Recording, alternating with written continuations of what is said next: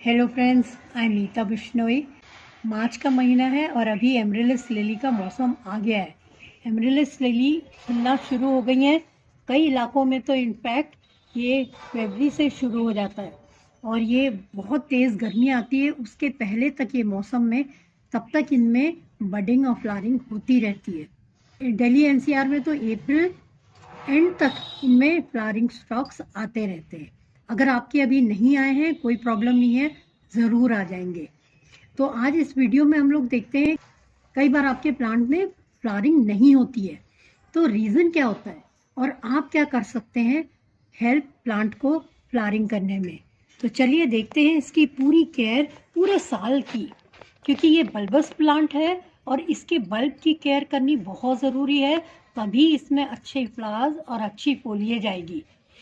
तो ये 3 स्टेजेस में कि ये लाइफ साइकिल होती है। सबसे पहले तो ये जो देख रहे हैं ये फ्लावरिंग टाइम है और ये रहेगा करीब 2-3 महीने और इनमें फ्लावरिंग खूब होगी, स्टॉक्स निकलेंगे ऐसे, और ज़्यादातर 2 निकलते हैं फ्लावर एक में, कईयों में 4 भी निकलते हैं, जैसे ये निकलने वाला है।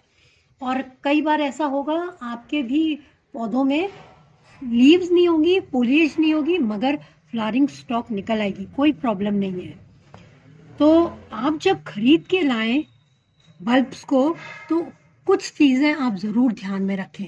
और लगाने का राइट टाइम है अक्टूबर। अगर लेट हो गए नवंबर में भी लगा सकते हैं, क्योंकि एटलीस्ट इसको 2.5 से 3 महीने चाहिए होते हैं बल्ब्स को मिट्टी में, सॉइल में डेवलप होने में और ग्रो करने में, और 3 महीने के अंदर इनमें फ्लावरिंग शुरू हो जाती है। तो आप अक्टूबर में अगर लगाते हैं तो इसको फरवरी मार्च तक खूब अच्छी ग्रोथ हो जाएगी इनमें। अब इनमें देखते हैं कि ये आप बल्ब्स तो ले आए, और लाएंगे कैसे, थोड़े बड़े, रेस्टेड, हैवी और जो डैमेज ना हो। ये चीज़ें ध्यान में रखने वाली ज़रूर बात है, क्योंकि अगर बल्ब आपके छोटे हैं इसके मतलब वो मैच्योर बल्ब नहीं है, और जो मैच्योर बल्ब नहीं है हो सकता है उनमें बडिंग स्टॉक ना निकले। तो आप चेक ज़रूर करें, भारी हो और बड़ा हो। और बल्ब अगर आप ले रहे हैं तो वो ऑलरेडी रेस्टेड होगा। रेस्टेड मतलब होता है कि कुछ महीने वो मिट्टी से बाहर होगा, ताकि वो थोड़ा रेस्ट फेज में आ चुके हैं। क्योंकि इसकी फ्लावरिंग स्टेज के बाद इसकी सेकेंड स्टेज आती है ग्रोथ की स्टेज, और ग्रोथ स्टेज होती है जब इनमें फ्लावरिंग हो जाती है, ख़त्म हो जाती है, और आप इनको जितनी भी स्टॉक्स हैं इनको सबको काट देते हैं और फोलिएज ग्रो करने देते हैं।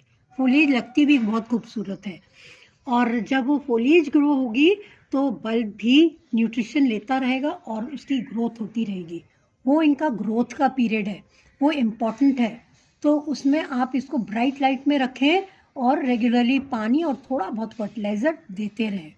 अब नेक्स्ट स्टेज आएगी, थर्ड वाली स्टेज, जिसमें ये बल्ब रेस्ट चाहेंगे, क्योंकि ग्रोथ हो चुकी है, फ्लावरिंग हो चुकी है, तो अब ये रेस्ट का टाइम है। तब आप क्या कर सकते हैं, बारिशों के बाद इनकी सबकी फोलिएज काट सकते हैं।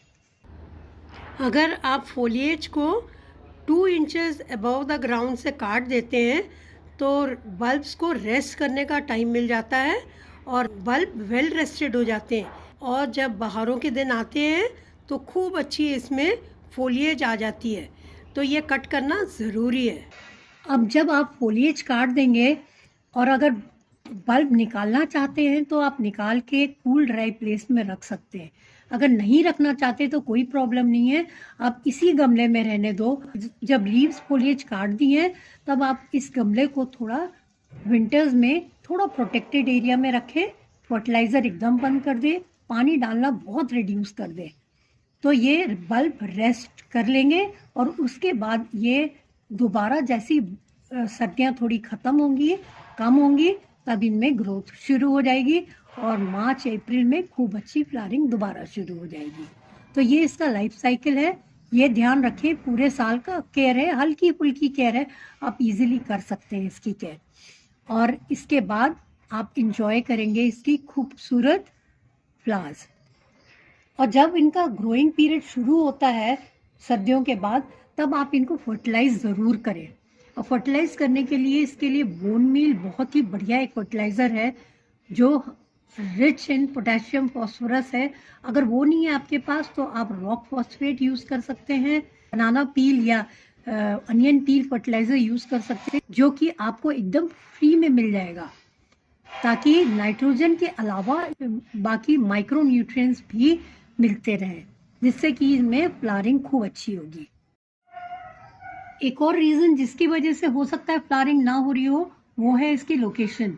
आप इसकी लोकेशन फुल सन में रखें जब इनकी ग्रोइंग पीरियड शुरू हो गया है। ग्रोइंग पीरियड होगा जब सर्दियाँ थोड़ी कम हो जाएंगी, उसके बाद इसको शिफ्ट करेंगे आप ब्राइटर एरिया में और फर्टिलाइज़र देना शुरू कर देंगे।